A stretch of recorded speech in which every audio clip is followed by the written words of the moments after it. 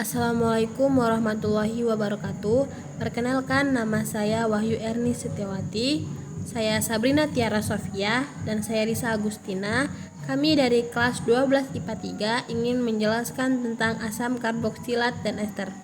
Untuk yang pertama yaitu asam karboksilat. Jadi, asam karboksilat merupakan senyawa organik turunan alkana dengan gugus fungsi -COOH dan rumus umum CnH2NO2. Gugus fungsi -COOH memiliki nama lain yaitu gugus karboksil yang merupakan gabungan dari gugus karbonil CO dan gugus hidroksil yaitu OH. Senyawa asam karboksilat terbagi menjadi dua golongan. Untuk yang pertama yaitu senyawa alifatik dan untuk yang kedua yaitu senyawa aromatik. Pada senyawa alifatik, apabila satu atom H dikeluarkan, diperoleh gugus alkil yang disingkat dengan R. Sementara itu, gugus fungsi yang berasal dari cincin senyawa aromatik dinamakan gugus aril yang disingkat dengan AR. Oleh karena itu, rumus fungsi asam karboksil ada dua, yaitu RCOOH untuk golongan alifatik dan ARCOOH untuk golongan aromatik. Kemudian di sini ada rumus struktur asam karboksilat. Ada R yaitu alkil dan AR yaitu aril. Terus kemudian ada tata nama di sini. Berdasarkan IUPAC, asam karboksilat diberi nama sesuai dengan turunan alkananya, di mana akhiran A pada alkana diganti dengan OAT dan ditambah kata asam di depannya. Sementara itu, berdasarkan tata nama trivial atau umum, penamaan asam karboksilat disesuaikan dengan sumber asam karboksilat tersebut. Misalnya, senyawa asam metanoat atau disebut dengan HCOOH diberi nama asam formiat karena ditemukan pada semut. Kemudian di sini ada tabel tata nama asam karboksilat berdasarkan IUPAC dan trivial. Untuk ada di sini berdasarkan IUPAC itu ada nama alkananya terdiri dari metana, etana, propana, butana, pentana, heksana, heptana, optana, nonana, dan yang terakhir yaitu dekana.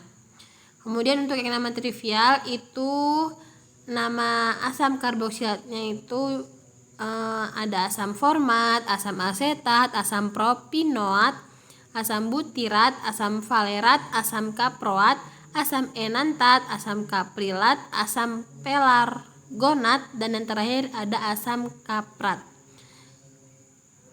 Kemudian di sini juga ada rumus-rumus molekulnya. Selanjutnya di sini ada sifat asam karboksilat.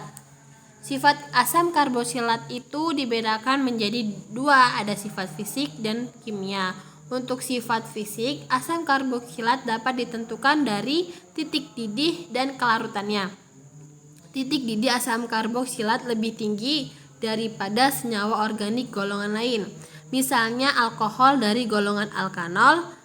Hal tersebut terjadi karena asam karboksilat memiliki dua ikatan hidrogen, sedangkan untuk alkohol hanya punya satu ikatan hidrogen. Kemudian sifat asam karboksilat yang kedua ada sifat kimia.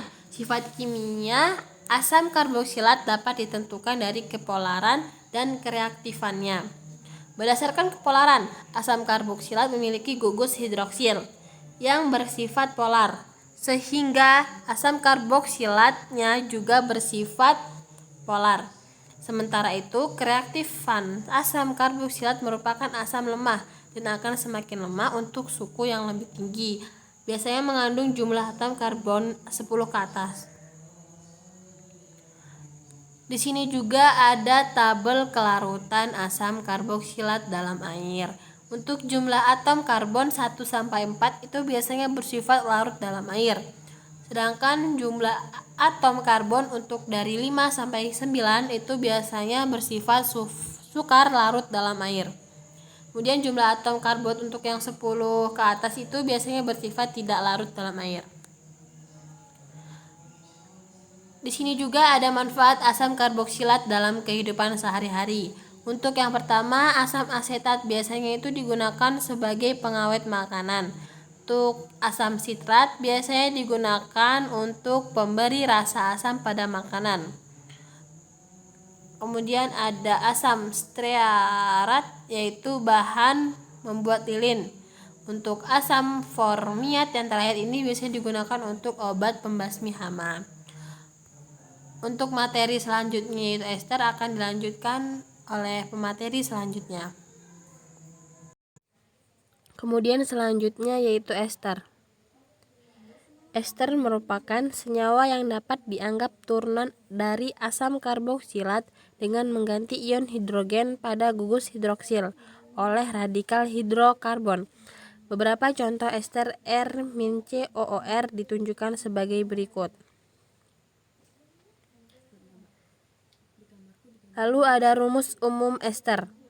Gugus min OH dari gugus karboksil diganti oleh gugus min OR. Dalam ester, R dan R dapat sama atau berbeda. Gugus karboksilat ditunjukkan dengan huruf tebal. Ini contoh dari rumus umum esternya. Selanjutnya ada aturan penamaan atau tata nama ester. Penataan nama ester dimulai dengan menyebutkan gugus alkil, diikuti gugus asam karboksilat yang menyusun ester dengan menghilangkan kata asam. Contoh penataan nama ester ditunjukkan sebagai berikut. Ini ada contoh dari asam format atau HCOOH2. Kemudian ada contoh dari asam asetat atau CH3COOH. Selanjutnya ada isomer ester. Ini ada struktur dari isomer dan ada juga isomer fungsional. Isomer fungsional itu ada asam butanoat dan 2-metilpropanoat. Pembuatan ester atau esterifikasi. Berbagai metode pembuatan ester telah dikembangkan. Salah satu metode umum yang digunakan adalah reaksi alkohol dengan asam karboksilat. Pada reaksi ini asam sulfat ditambahkan sebagai pendehidrasi atau katalis. Di sini ada reaksi dari esterifikasinya itu. Selanjutnya ada sifat dan kegunaan ester. Ester dapat dihidrolisis dengan menggunakan asam atau basa. Hidrolisis ester disebut juga reaksi penyabunan. Hidrolisis ester tiada lain adalah mengubah ester menjadi alkohol dan garam yang berasal dari turunannya. Misalnya, hidrolisis etil asetat. Proses hidrolisis berlangsung sempurna jika dididihkan dengan pelarut basa seperti NaOH.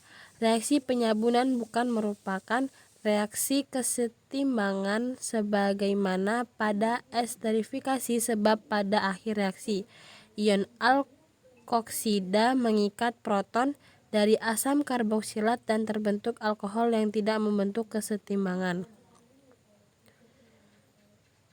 Itu tadi penjelasan dari kelompok kami, yaitu asam karboksilat dan ester. Sekian, terima kasih. Wassalamualaikum warahmatullahi wabarakatuh.